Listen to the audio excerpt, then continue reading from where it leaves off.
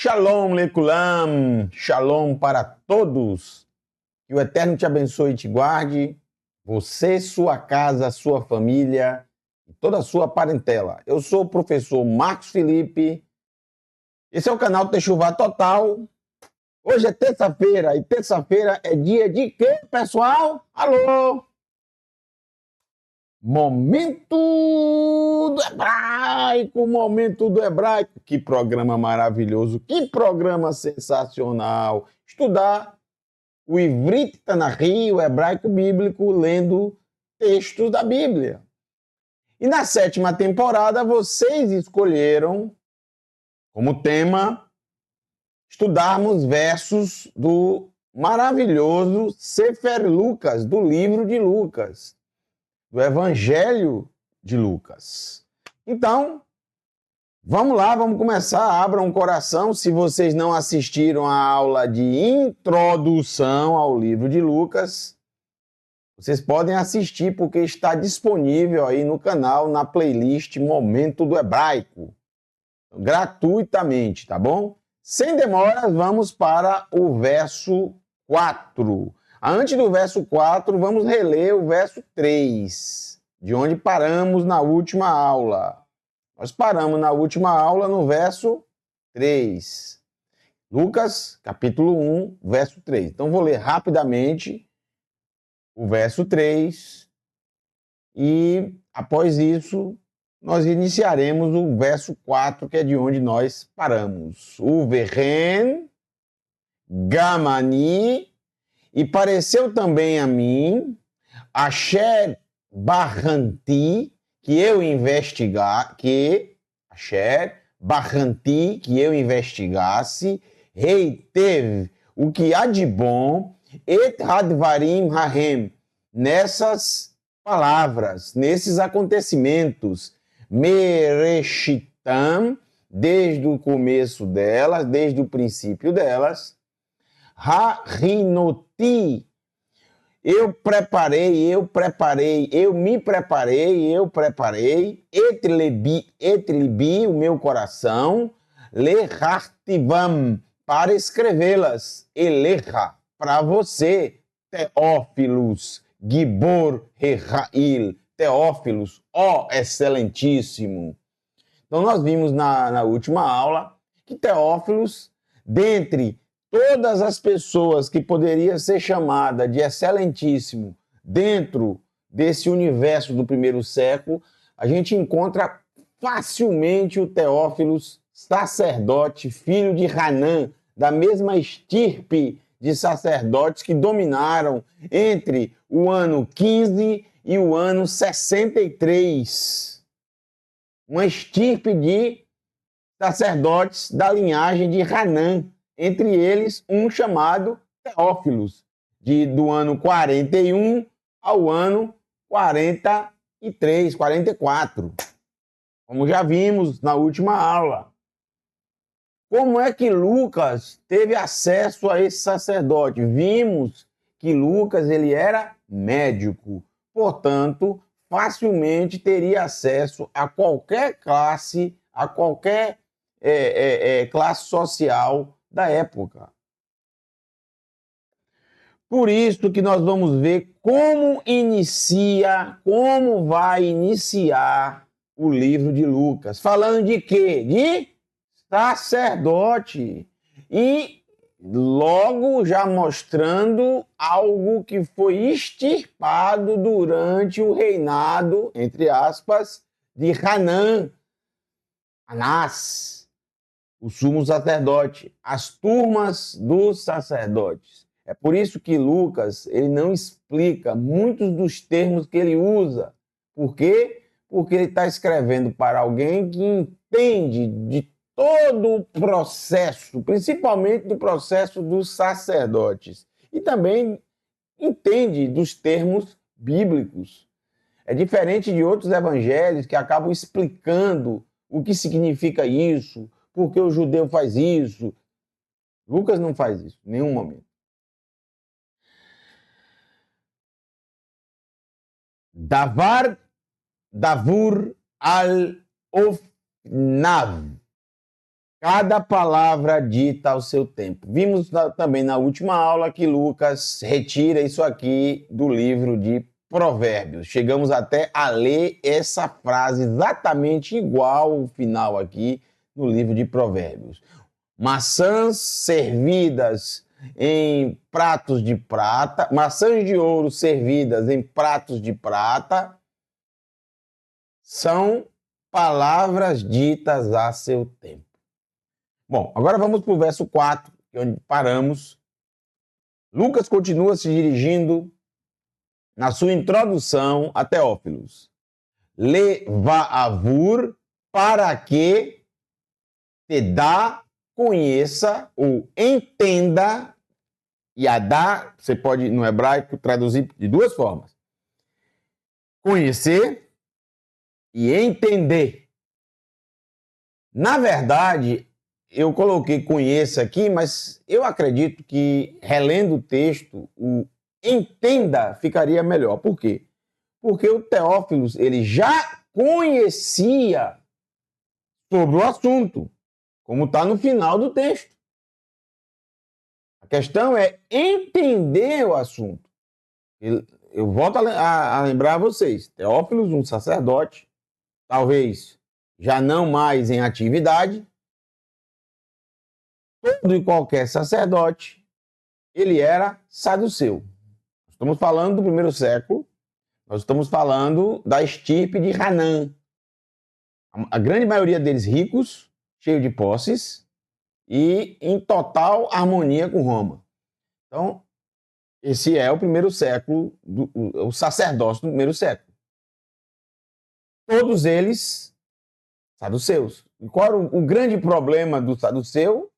A doutrina da ressurreição dos mortos e outros detalhes que vêm em segundo e terceiro plano, que é a crença nos mensageiros celestiais, nos anjos. Eles não acreditavam, seres celestiais, nada disso. Então é por isso que logo no início do livro de Lucas, ele vai tratar dos sacerdotes e também vai tratar vai aparecer a figura de anjos. Muitos versos com interação de anjos vai aparecer, inclusive logo no início. Então, vamos ler. Além também de citar várias vezes ressurreição. Lucas vai citar várias vezes. Então, ele queria exatamente através desses relatos fazer com que Teófilos entendesse, compreendesse realmente sobre a ressurreição dos mortos, que era o grande problema desse primeiro século, que os sacerdotes estavam ordenando que se prendessem esses, entre aspas, agitadores que estavam divulgando que um homem que foi morto pelo Império Romano, executado pelos romanos, estava vivo. Ou seja, um judeu conhecido como Yeshua Hanatsiri, Yeshua o Nazareno. Muito bem. Para que conheça, agora olha que termo bonito em hebraico, Kitorat Emet. A gente podia traduzir que a Torá é verdade, mas na verdade, Torá ela tem um significado, gente. E como vocês sabem muito bem, não é lei. Torá não é lei. É uma tradução errada, equivocada. Nunca faça isso. Elimine isso do seu dicionário. A tradução está errada, está equivocada. Não faça. Existe uma palavra para lei, né? Dat é usada para lei, por exemplo, no livro de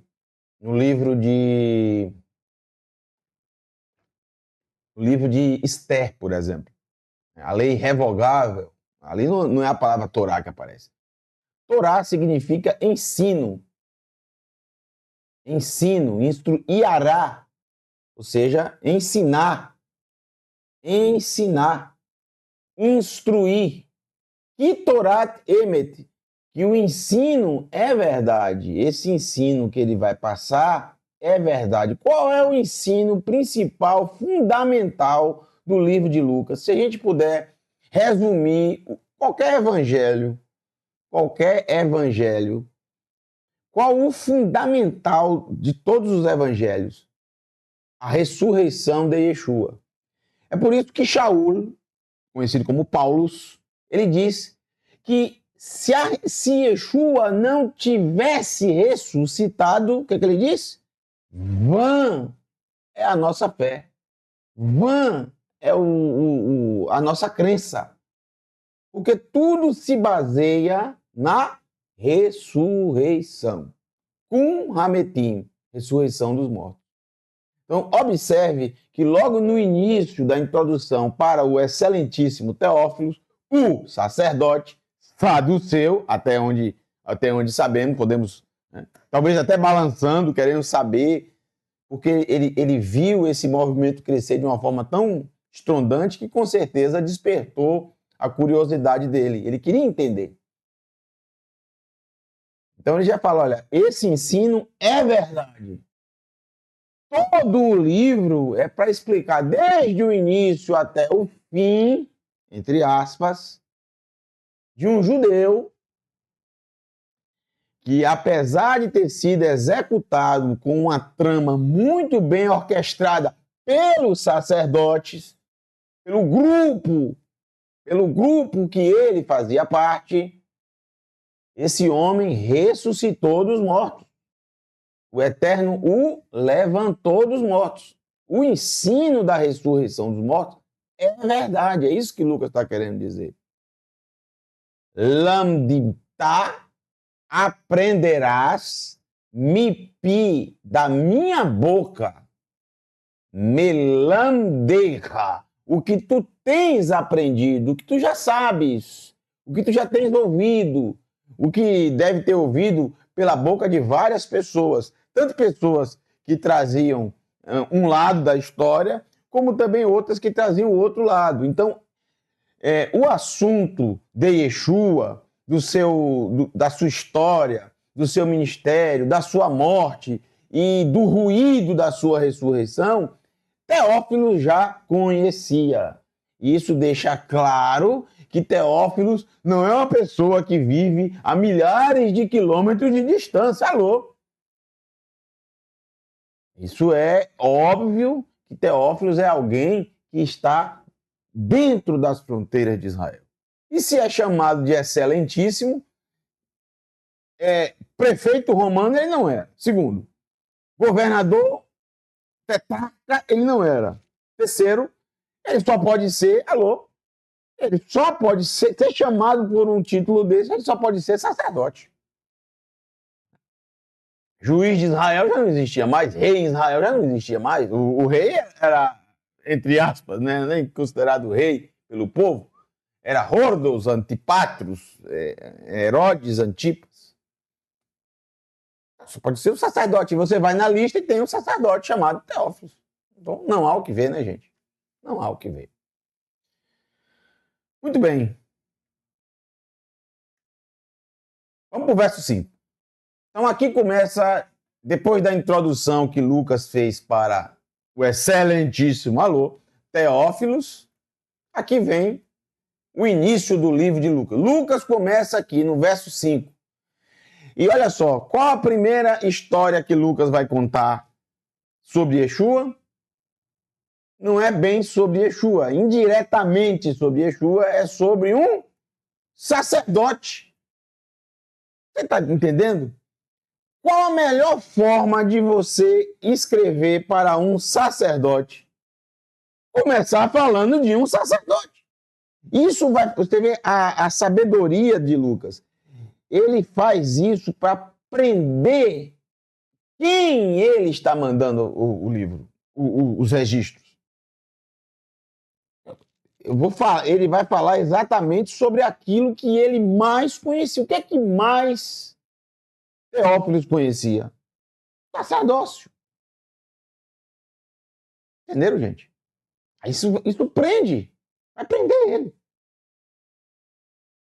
Porque Lucas vai falar de algo, e isso também já é uma crítica de Lucas, a estirpe de Hanã, que acabou com os turnos dos sacerdotes.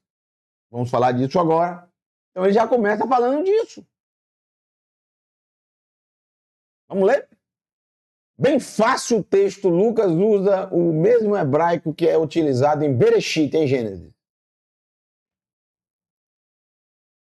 Baruch Hashem. Ou seja, um hebraico bem antigo, eu digo o formato, a junção das palavras, de forma extremamente simples, muito simples, bem fácil de traduzir. Vocês que já estão no momento do hebraico há muito tempo, desde o primeiro momento do hebraico, já estudam hebraico conosco há anos, traduz esse texto facilmente. Olha só, Ish, olha que facilidade. Gente, é fácil demais o texto.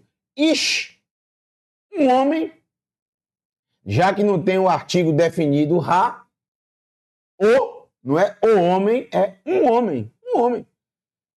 Um homem Kohen. O que é Kohen? Sacerdote. Um homem sacerdote. Hayá, havia, Bimei, nos dias, podia ser também Beyamim, nos dias, ou Bimei, como a Torá traz, como o livro de Bereshit, Gênesis traz. Lucas, ele usa a mesma linguagem. Não, eu não tenho dúvida que Lucas escreveu em ivrit e em hebraico para um sacerdote que queria saber sobre Yeshua. Ele não ia escrever isso em grego. Claro, o livro foi traduzido para o grego, todos foram traduzidos para o grego. Todo o Tanar, Gênesis, Êxodo, tudo foi traduzido para o grego. Isso é óbvio, para o grego e para muitas outras línguas. Ishkohen Hayá, um homem sacerdote havia, ou seja, havia um homem sacerdote, ou simplesmente eu coloquei, havia um sacerdote, né? Ish é homem, não precisa você traduzir isso. O sacerdote só pode ser homem. Mas veja, é a mesma linguagem da Torá. Bimei, nos dias, Hordos. Hordos, é assim que é o nome em hebraico, que é traduzido como Herodes. Hordos. Esse aqui é Hordos Agadol, Herodes o Grande. Esse aqui é o pai. Né? Esse aqui é o grande construtor. Esse aqui é o Herodes que era... Se algo pode ser falado de bom de Herodes, era a ousadia dele em construções que até hoje desafiam arquitetos pelo mundo. Biemei Hordos Melech, rei, tudo fácil, tá vendo? Yehudá, rei de Yehudá. Ushmo, e o nome dele, o nome de quem? Desse sacerdote aqui, que havia nos tempos de Hordos, nos tempos de Herodes. O nome dele, um nome bem conhecido, um nome bíblico, nome de um profeta. Zechar Yahu, ou simplesmente Zechariah. As duas formas, os dois formatos aparecem no Tanar para o profeta. Tanto Zechariahu como Zechariah. Os dois formatos. Aparece mais Zechariah. Tem o Vav no final.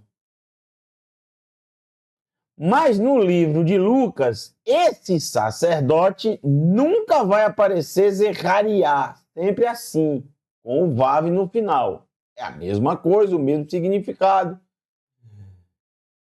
Zechar, Yah, Zechariahu, o final é o nome do Eterno.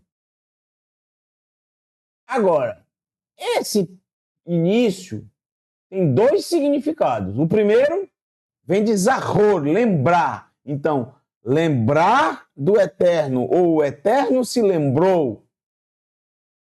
Memorial. lembrança, memorial do Eterno. O Eterno se lembrou. Mas também, Zahar significa macho. Macho, homem. Não é? É sinônimo de Ish. Sinônimo de Gever. Macho, varão, homem. Que também pode ser o homem do Eterno. Acredito que significa o primeiro. Né? O Eterno se lembrou. Acredito que seja esse. E esse foi o intuito do pai ou da mãe de Zechariahu. Se ele era sacerdote, nem preciso perguntar a vocês, e vocês também nem precisam perguntar de que tribo ele era, né, gente? Para que perguntar isso? Se Lucas está escrevendo para estrangeiros, para pessoas da época que sequer saberiam o que significa um sacerdote dentro do povo de Israel, é óbvio que Lucas tinha a obrigação de dizer: ele era sacerdote porque era da tribo de Levi e era da casa de Aharon. Ele não precisa dizer isso para um sacerdote, alô. Diferente da esposa que ele vai falar, que é claro, ele tem que identificar de que tribo essa esposa é. A esposa já que vai falar dela, do nome dela, de que tribo ela é. E a gente se surpreende porque ela é da mesma tribo.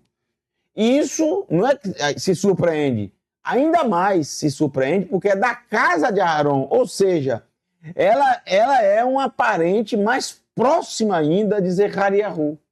Apesar que dentro da casa de Aharon, ficaram duas famílias, especificamente duas famílias que vão se multiplicar. A família de Elazar e a família de Itamar, que mais na frente vão se multiplicando, né? Os filhos de Elazar, que terão filhos, e assim, alô, salve-se quem puder. Até chegar nas 24 turmas, 12 famílias de Elazar e 12 famílias de Itamar. 12 famílias diferentes. Então, Zechariahu, traduzido, mal transliterado por Zacarias, né? Zacarias. Isso é grego, né? Claramente grego. O nome é hebraico.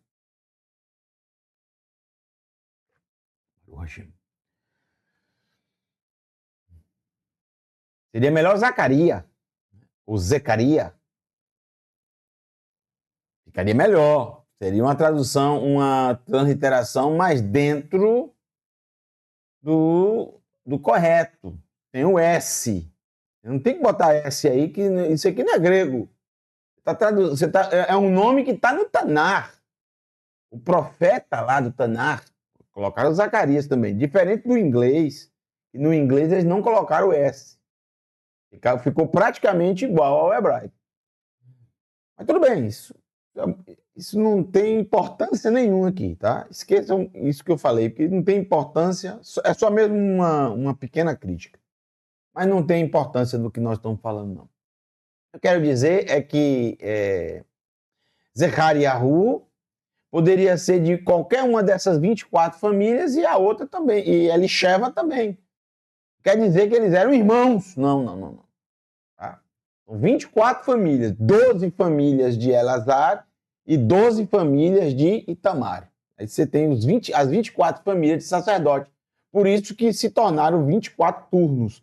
Para que quando fosse feito o sorteio, fosse algo mais, vamos dizer assim, que contemplasse todas as famílias. Cada família serviria por 15 dias.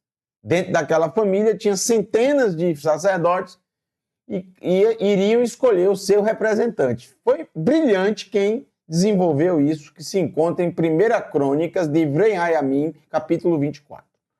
Bom, Zechariahu Mi Mishmeret, ele era da turma Aviá. Observe que Lucas não vai explicar sobre isso. Alô? Salve-se quem puder, viu? Derrubei aqui um. Lucas não vai explicar. Lucas não vai explicar o que é Mishmeret Kohanim, o que são as turmas dos sacerdotes. É óbvio que se fosse um estrangeiro, Lucas tinha obrigação, se ele está falando de um assunto desse, que não tem importância nenhuma para um estrangeiro, mas tem importância para um sacerdote, entendeu? Mas se ele fala isso para um estrangeiro, ele tinha obrigação de explicar. Olha, essas turmas aqui, como eu estou explicando a vocês. Só podia um sacerdote servir dentro do templo. O Eterno não permitiu mais de um para acender, para queimar o incenso, para colocar o azeite puro de primeira prensa nas lâmpadas da menorá. Só permitiu um. Como tinham milhares, como é que ia fazer? O cidadão chegou na idade certa, 30 anos. É dos 30 aos 50. Está na Torá. Como é que ele ia fazer? Alô? Então, alguém teve uma ideia incrível. Vamos fazer um sorteio. Mas é mega cena fazer um sorteio de dezenas de milhares de sacerdotes. Mega cena. Então alguém falou, não, peraí. Quantas famílias de sacerdote temos? 24. Quantos meses tem um ano? 12. Então, está resolvido. Vamos encaixar as 24 famílias dentro do ano. 15 dias. Cada turma, 15 dias. Quando iniciar o primeiro mês, na primavera, a primeira turma começa. Como é que a gente vai decidir quem é a primeira, quem é a segunda, quem é a terceira? Vamos fazer o sorteio. E foi feito um sorteio, Goral, a sorte.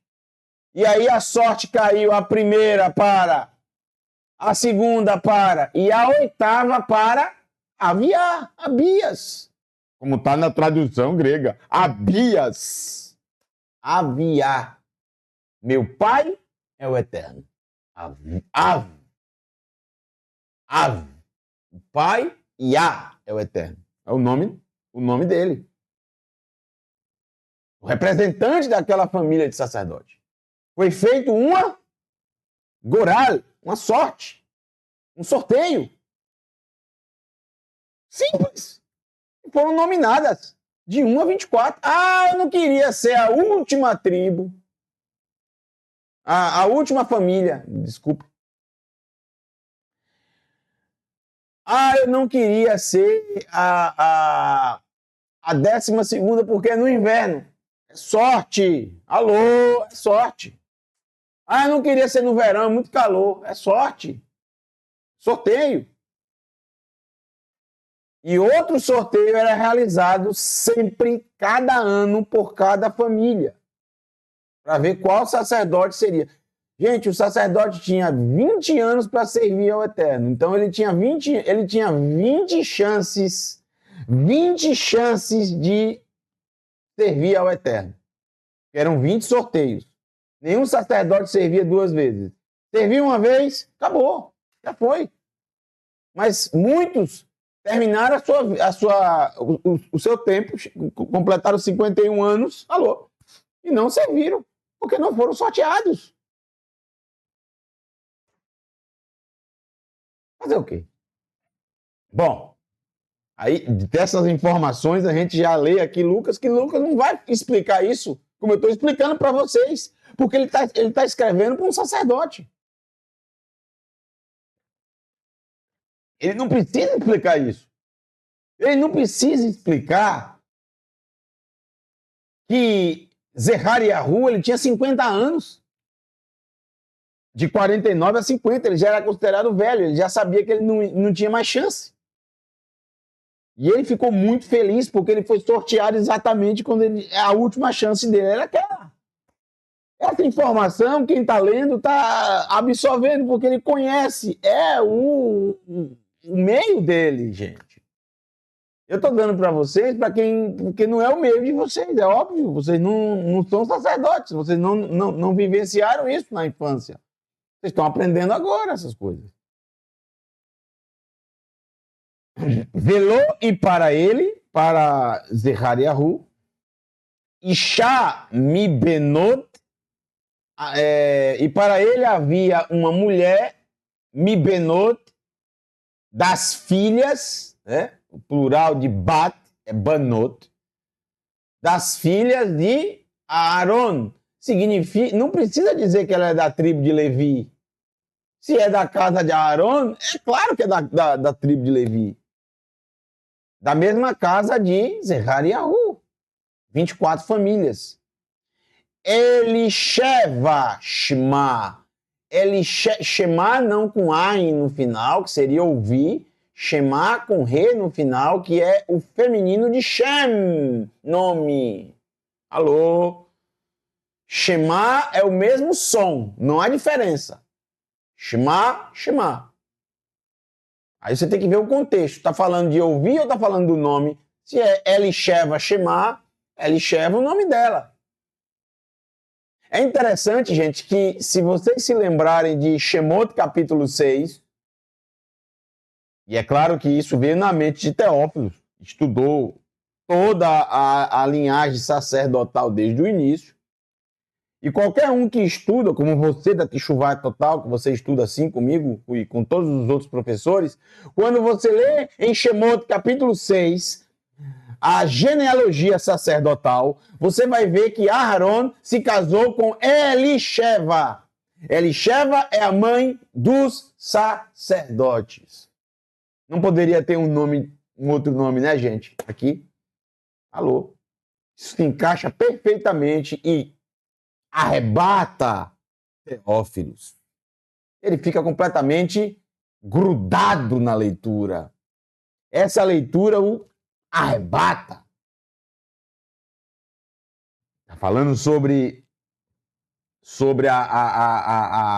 o ofício dele, com detalhes incríveis. Talvez nessa época ele nem teria nascido ainda, nem fosse ainda nascido, ou fosse muito pequeno, óbvio, que ele não saberia disso, que aconteceu esse detalhe aqui. Mas Lucas investigou, pegou todas essas informações, como dissemos na primeira aula, na introdução, pelo menos 4 fontes. Baruch Hashem. Vamos lá. Elisheva, que Aharon se casou, irmã de Achot, irmã de Nachshon, Bat Aminadav, filha de Aminadav, irmã de Nachshon. Ela era da tribo de Yehudá. Elisheva aqui é o mesmo nome da mãe de todos os sacerdotes. O verso 6 diz o seguinte: Ushneihem, e eles dois, quem? Zerariahu ve Elisheva, Hayu Tzadikim, e os dois eram justos, plural de tzadik, tzadikim, lifnei, diante a Elohim, diante de Elohim. Eles eram justos diante de Elohim. E Lucas, ele vai dizer o seguinte: Veholrim, que era o que Lucas considerava como justo. Eram aqueles que andavam biderachav, nos caminhos de Elohim, Behol, em todos, mitzvotav, em todos os seus mandamentos, Vehukotav, e nos seus regulamentos. Isso para Lucas, ele já demonstra para um sacerdote saduceu que tinha a mesma crença de Lucas em relação ao que era ser um justo. Para um saduceu, o que era ser justo? Era aquele que obedecia a todos os mandamentos e regulamentos do Eterno. Os saduceus eram aqueles que mais conheciam os mandamentos, que sabiam letra por letra dos mandamentos, muito mais até do que os perushim. Deixar claro isso, tá? O saduceu, ele não era uma pessoa completamente à parte da escritura. Não, eles tinham a Torá e conheciam letra por letra da Torá. Nós estamos falando de um sacerdote, gente. Nós estamos falando de soperim, escribas. Os escribas que eram saduceus, eles conheciam tudo sobre os mandamentos. Então isso também já arrebata de antemão o leitor, Teófilos, que já se sente seguro que Lucas, ele tinha uma visão correta sabe? Da justiça, do que era ser justo. Pronto, já arrebatou ele. Então, Lucas começa de forma muito sábia, falando aquilo que Teófilos gostaria muito de escutar, gostaria muito de ler, sobre sacerdote e sobre justiça logo no início. Pronto, arrebatou ele. E agora ele começa claramente a lançar também muitos questionamentos sobre a dureza dos saduceus. Mensageiros divinos, o saduceu não acreditava. Logo depois, intervenção divina. E logo depois, pá, a ressurreição. Ele prepara todo o terreno até ao golpe fatal. Não sabemos no final o que aconteceu com Teófilo. Sabemos. Mas sabemos que o que Teófilos recebeu, Teófilos passou adiante. Isso significa, ele não queimou, ele não destruiu. Porque o que Lucas mandou para Teófilos, Lucas não fez cópias e mandou para várias pessoas. Não, ele mandou para Teófilos. Quem fez esse livro se expandir e chegar até nós hoje foi Teófilos. Falou. Porque Lucas não ia escrever para Teófilo, tirar várias cópias e distribuir para todo mundo. Não é? Não. Senão ele ia fazer outras cópias sem a introdução de Teófilo. Quem fez isso, claro, foi Teófilo. Baruch Hashem. Lucas sequer imaginava, gente, que isso seria expandido como foi. Bom, verso 7. Velo hayá lahem, e não havia para eles valad, um filho, uma criança. Que Elisheva, pois Elisheva, Acará. Elisheva era estéril. Incrível como é que Lucas sabia disso. Mas é simples. Lucas utiliza a mesma lógica da Torá. Todas as vezes que um casal não conseguia ter filhos, de quem era a culpa? Da mulher. Assim era o pensamento. Alô? Não é? Porque todas as acarot, todas as estéreis da Bíblia, né, era a mulher que era estéril, não o homem. Era Sara que era estéril, não Abraham. Era Rachel que era estéril, não Jacob. É óbvio que ele gerou vários filhos antes. Então, era a mãe de Shimshon, a mãe de Sansão que era estéril, não Manoah, seu pai. Sempre era. Porque para eles não existia esterilidade masculina. Se o homem ele lança o sêmen, a semente, o problema está sempre na terra, ou seja, no ventre, no útero da mulher. Era assim o pensamento. Não culpe Lucas. Ele só está reproduzindo o que seria também um pensamento de Teófilo.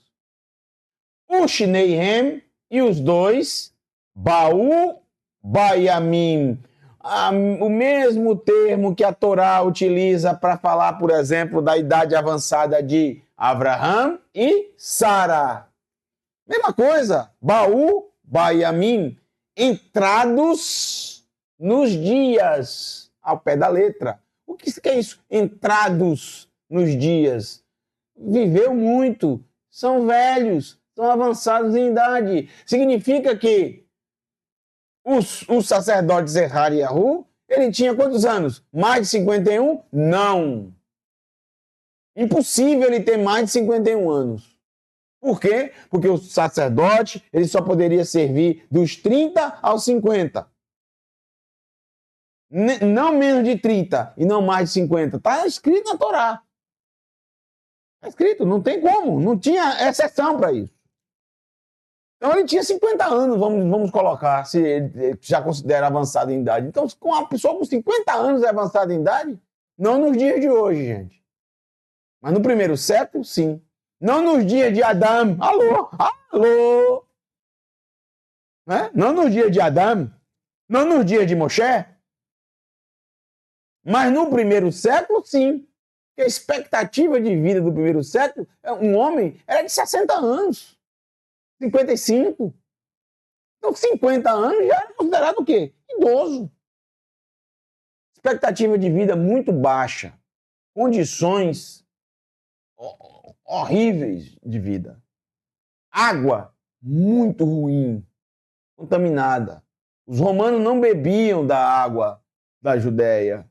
Os romanos misturavam com vinho. Eles diziam que estava ali matando as doenças que tinha na água. E era assim mesmo, a água era ruim. Porque os romanos, eles pegaram os mananciais, os principais mananciais puros de água e desviaram com seus aquedutos. Alô! Salve-se quem puder. Com os seus banhos, para os seus banhos. Frigidário, trepidário, caudário, os banhos romanos. Então os romanos mexeram nas águas de Israel. E aí as águas estavam completamente rotas, contaminadas.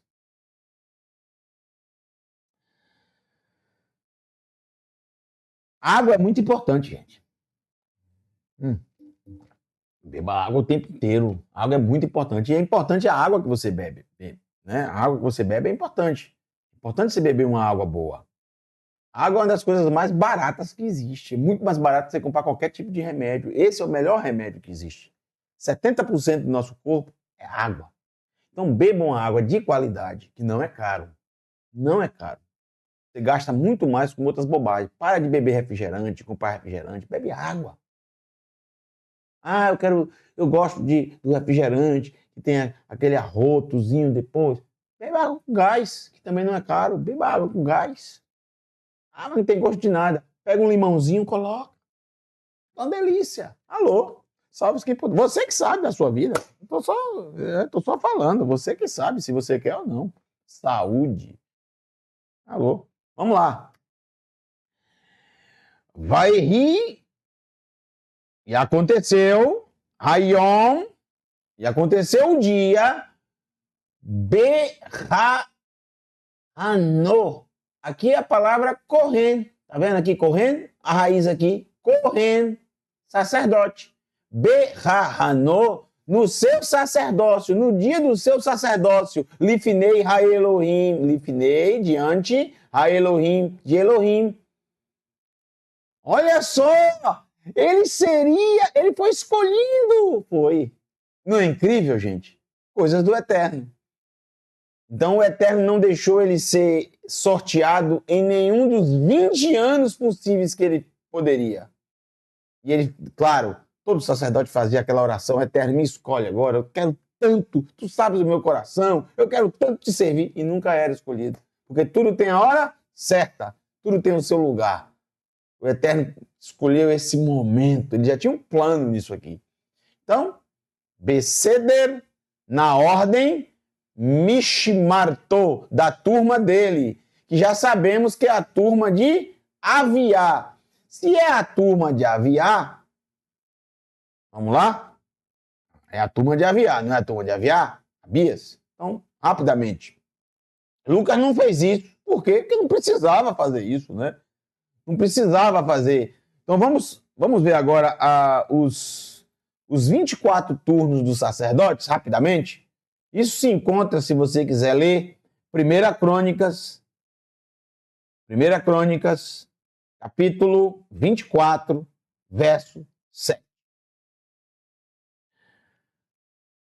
Existe um escrito no Talmud, Berachot 17a, que diz o seguinte, que no Olam Rabá, os justos sentam-se com sua coroa sobre a cabeça e deleitam-se com a Shekhinah.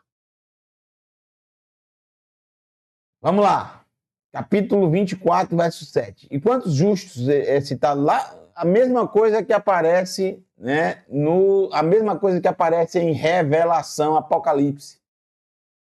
É exatamente o que está escrito em Apocalipse.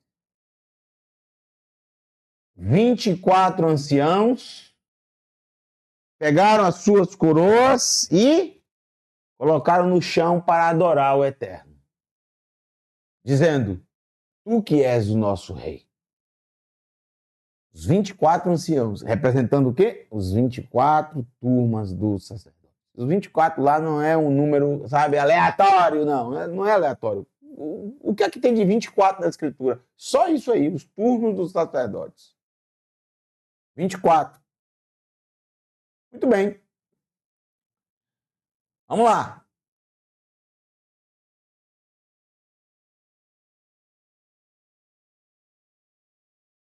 O sorteio descrito em Divrei Hayamim 24, 1 Crônica 24. A partir do primeiro mês, foi sorteado Yehoriav, Yehoriariv, escrito aqui. Mês de Aviv, mês da primavera, o início. A primeira turma ficaria 15 dias. E assim sucessivamente. Segunda turma, terceira turma, até chegar à oitava turma, a turma de Aviá. Que vai estar aqui, ó. Vendo? Aviá vai estar no quarto mês, do dia 16 ao dia 30 do mês. Fechava o quarto mês, a oitava. Sempre o par, o número par, fechava o mês. O número ímpar abria o mês e o número par fechava o mês. Então foi aqui, gente, que estava o sacerdote Zerariahu para servir ao Eterno. Era o mês 4. Então aqui nós temos o primeiro mês, o mês da primavera, exatamente no Kites, no verão, início do verão. Início do verão aqui, o verão. Calor. Alô. Hein? Foi aqui. Se nós contarmos 9 meses aqui a partir do quarto mês, se contar 9 meses, vai cair aqui, ó. Yohanan Amatbil, Yohanan o batizador, o imersor, ele vai nascer sacerdote, como pai, é óbvio, passa de pai para filho, ele vai nascer exatamente. Lucas não precisa explicar isso, porque Teófilo sabe, mas você não, eu não. A gente tem que estudar para entender. É aqui que ele vai. Se você contar 9 meses, ó, contando aqui, ó, vai dar aqui, ó. Aqui é o 9º mês. Porque a própria palavra em hebraico para gestação, heraion, o re é 5, olha como é incrível o hebraico. Resh é 200, Yud é 10, Vav 6 e Nun 50. 271. Alô, menino Renato de Prínsio. Divida agora. 271, divida. Hã? 9 meses. 271 dias. Divida por 30. Dá quanto? 9. Baruch Hashem. Não é incrível? 271 dias. 9 meses. É a palavra, Herayon. A palavra foi formada assim. E 9 meses vai dar aqui, ó. No segundo mês, entre o dia 16 e o dia 30. Pesach, Matzot. É o período que nasce Yohanan. Se sabemos, e Lucas vai dizer isso, vamos ler isso, que a diferença entre o nascimento de Yohanan e o nascimento de Yeshua, 6 meses. Então, se você soma o primeiro mês do dia 16, a segunda parte do mês, mais 6 meses, aqui na 14ª turma, e o número 14, ele é muito interessante, é muito ligado a Yeshua. Por isso, Matitiahu faz a genealogia do mestre Yeshua de 14 em 14. Por isso a palavra David dá 14. Dalet, Vav, Dalet. Alô, menino Renato de Prínsio. 4 mais 4, 8, mais 6, 14. David. Yeshua vai nascer exatamente aqui, na segunda quinzena do 7º mês. Sukkot, festa de Sukkot. Não há o que discutir, não há o que discutir. Não há o que ver. Está tudo lá no livro de Lucas, porém, ele não vai estar explicando detalhadamente como eu estou fazendo aqui para vocês, né? Não precisa, porque ele está tratando com Teófilos, o sacerdote, o excelentíssimo. Alô, salve-se quem puder. Vamos lá, vamos continuar aqui, que o tempo já está... O tempo voa, né? O tempo voa. Então vamos lá. Capítulo 1, verso 9. Capítulo 1, verso 9. 9. Volta aí. Pronto. Estamos terminando. Vamos lá. Vai avô, e foi, ou e chegou, quem? Zechariahu, gente. El Heichal, para o templo. Novamente, Lucas não tem medo de utilizar aqui, ó, o nome do Eterno.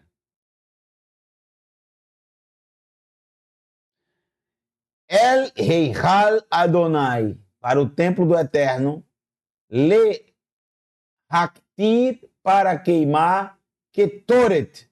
Ketoret é incenso. Lepi, pela boca, Goralô, da sua sorte, pela boca da sorte, ou seja, a sorte é que determinou ele lá. O sorteio, Goral em hebraico, sorteio. Palavra que aparece na Torá quando se sorteava qual dos bodes iria ser sacrificado para o Eterno e qual o outro que iria para o deserto, para Azazel. Alô? Goral. Essa palavra, sorte. Ou destino. Né? Sorte e destino. O que vai acontecer. Seja de bom ou de ruim. Não ficar na cabeça com a palavra sorte na língua portuguesa, que para muita gente é só coisa boa. Tô com sorte. Não, no hebraico, goral é mais algo relacionado ao destino. Ao que vai acontecer de bom ou de ruim, ou de mais ou menos. Alô? Entendeu? Então, para ele foi uma coisa boa. Por quê? 20 anos esperando e chegou a vez dele. Que mishpat, conforme o juízo, ou seja, conforme o costume, o juízo, avodat ha-kohanim, do serviço dos sacerdotes. Já na época de Teófilos, não existia isso, ele não vivenciou isso, ele nunca viu isso. Ele sabia que isso tinha acontecido, é óbvio que sabia, mas ele nunca tinha vivenciado isso, porque o seu pai, junto com Valérios Gratus, então prefeito da Judéia, que morreu um ano antes da morte de Yeshua, e aí veio o maluco do Pilatos, colocado por Tibérios, o zumbi do Tibérios, após a morte do seu filho. Alô? Isso é incrível, incrível. Como tudo se encaixou para a morte de Yeshua. Tudo se encaixou. Senão, jamais ele seria executado.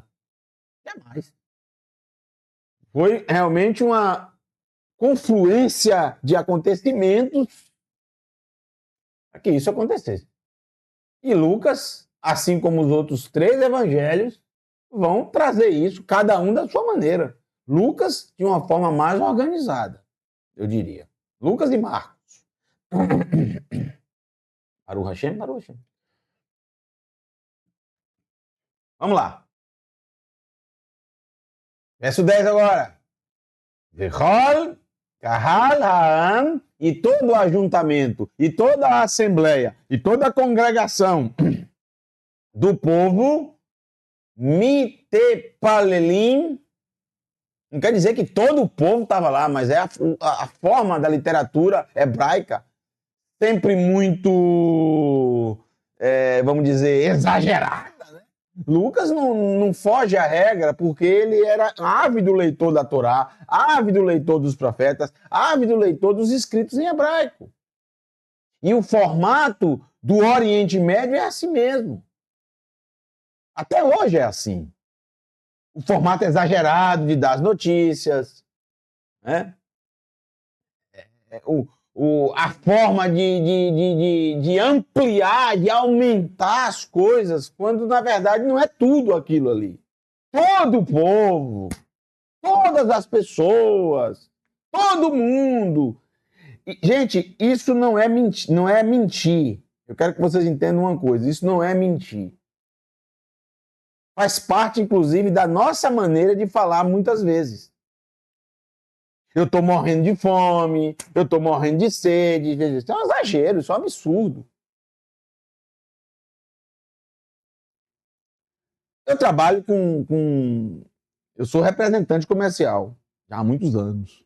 E eu trabalho com cerâmica, eu trabalho com piso, com revestimento, com porcelanatos, essas coisas.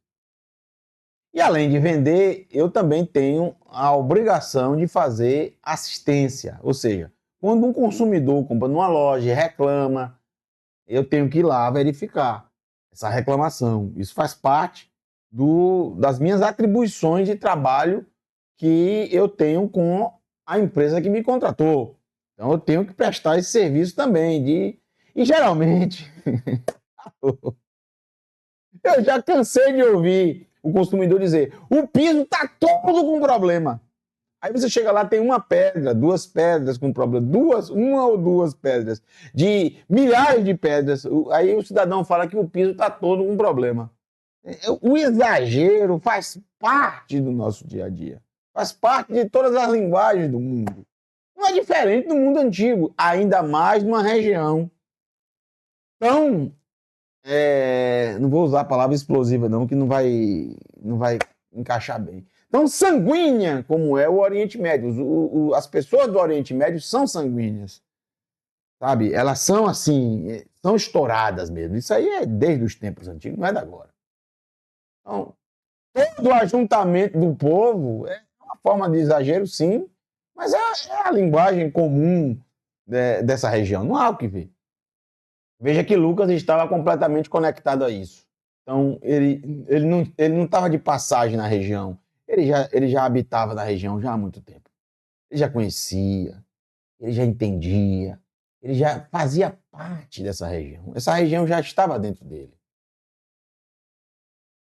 O povo estava orando, e isso é muito interessante, gente, porque a gente percebe que no primeiro século havia esse costume de que quando o sacerdote queimava o incenso E isso acaba, esse costume, exatamente no período de Hanã, quando não tem mais as turmas sacerdotais, quando todos aqueles milhares de sacerdotes foram para o deserto, revoltados com a situação, como se aliou a Roma, como o dinheiro comprou a alta cúpula do sacerdócio. E o povo também se distanciou do templo. Só ia realmente quando tinha as festas bíblicas. E eram obrigados a ir, né? Alô. Então, o povo tinha o costume de, no momento que queimava incenso, ir fazer a oração. Daí que tem o costume até hoje da oração da hora nona, às 15 horas, a minha, a oração da tarde, que era o horário que o sacerdote queimava incenso, para que a oração subisse junto com o incenso. Olha o pensamento. Daí o incenso passou a ser o símbolo da oração. Não é o símbolo da oração, mas passou a ser na mente do povo. Por quê? Porque o texto bíblico diz que as ofertas sobem ao Eterno com um aroma agradável, como um incenso. As ofertas que está falando são os sacrifícios que eram realizados. Tá? Muito bem. Mitepalelim, as orações, orando, o povo, todo ajuntamento do povo estava orando. As então, Mihuts, do lado de fora, é óbvio, né, que não podia entrar no templo. Beet haketer, na hora da queima, haketoret, do incenso. Observe que a palavra incenso, ketoret e keter é a mesma coisa, é a mesma raiz. Queimar e incenso é a mesma coisa. São palavras iguais. Então, incenso não era algo só para você cheirar, era para queimar. Se não queimasse, não era um incenso. Era a queima das especiarias. Essa é a palavra. E aqui a gente termina a nossa aula de hoje. E semana que vem a gente continua, tá bom? Verso 11. Vai parar aqui. Você vai ler todos os textos do capítulo 1? Não. Mas eu vou ler a maioria. Porque eu quero que essa introdução fique bem massificada em vocês. E depois, em diante, nós vamos selecionando alguns textos, tá bom? Que a gente julgar que sejam bem importantes para o seu aprendizado do hebraico. Mas eu faço questão de ler a maioria do capítulo 1. Vaiaré, veja, mesma linguagem da Torá, mesma linguagem de Bereshit. Vaiaré, e apareceu, tem até uma paraxá com esse título. Elav, para ele. Aqui já começa, sabe, Lucas a minar a crença, a doutrina dos saduceus. O saduceu não acreditava em mensageiro, mas ele começa a colocar, para que você entenda.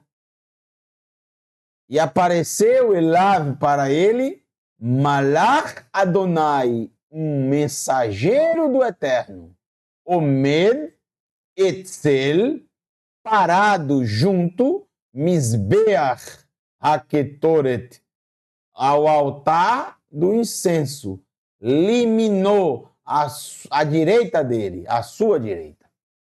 O mensageiro parado. Aqui a gente termina a nossa aula de hoje, tá bom? Espero que vocês tenham gostado de mais um Momento do Hebraico, Momento do Hebraico. Vocês vão gostar bastante do livro de Lucas. Tendo explicado e lido dentro desse contexto que eu estou mostrando, o contexto original, o contexto da época, e principalmente entendendo para quem Lucas escreveu. Aí fica tudo mais fácil de nós entendermos. Porque tudo que é escrito direcionado a alguém, gente, você precisa saber quem é essa pessoa. Entender quem é essa pessoa. Porque dessa maneira você vai saber por que aquele escritor utilizou determinadas histórias, determinados termos, e por que ele foi por determinadas linhas. Tudo que é direcionado tem um propósito. Que o Eterno te abençoe, viu? Um beijo para todos. Desejo Laila Tov. Boa noite. Shalom.